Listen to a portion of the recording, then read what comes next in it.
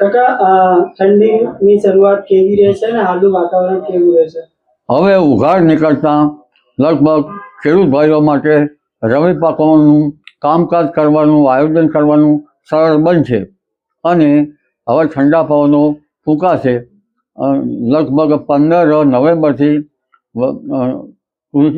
રવિ પાકોના કૃષિ કાર્યો કરવાનું આયોજન થઈ શકશે, જેમાં ઘઉં જેવા પાકો અને મરી મસાલાના પાકો, જેમાં જીરાના પાકો જેવામાં સાનુકૂળતા રહેશે. આ વખતે લઘુત્તમ તાપમાન રાજ્યના ભાગોમાં ઘણું ઘટશે, પરંતુ રાજ્યના ભાગોમાં લગભગ 17 ડિગ્રી આસપાસ રહેવાની શક્યતા રહેશે અને મહત્તમ તાપમાન 31 ડિગ્રી સેલ્સિયસ આસપાસ રહેવાની શક્યતા રહેશે.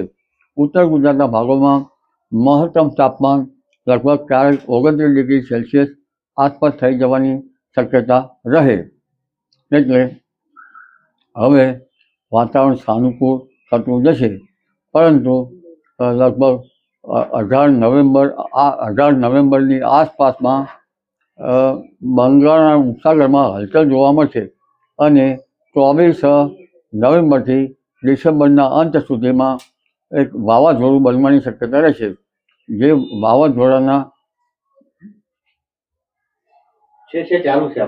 વાવાઝોડાના અસરના કારણે અને ઉત્તર ભારતમાં આવતા પશ્ચિમી વિક્ષોભની અસરના કારણે રાજ્યમાં 18થી 24 માસના અંત સુધીમાં વાદળવાયુ કે માવઠા જેવું હવામાન થઈ જવાની શક્યતા રહે.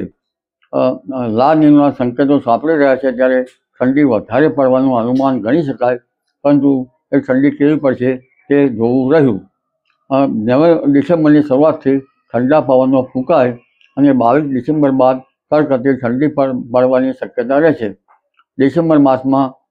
નવેમ્બર માસ બાદ ડિસેમ્બર માસમાં પણ માવઠું થવાની શક્યતા રહેશે. ખાસ કરીને દક્ષિણ ગુજરાતના ભાગો અને મધ્ય ગુજરાતના ઉત્તર ગુજરાતના કેટલાક ભાગમાં માવઠું થવાની શક્યતા રહેશે, જ્યારે દક્ષિણ ભારતમાં ભારેથી અતિ ભારે વરસાદ થવાની શક્યતા રહેશે.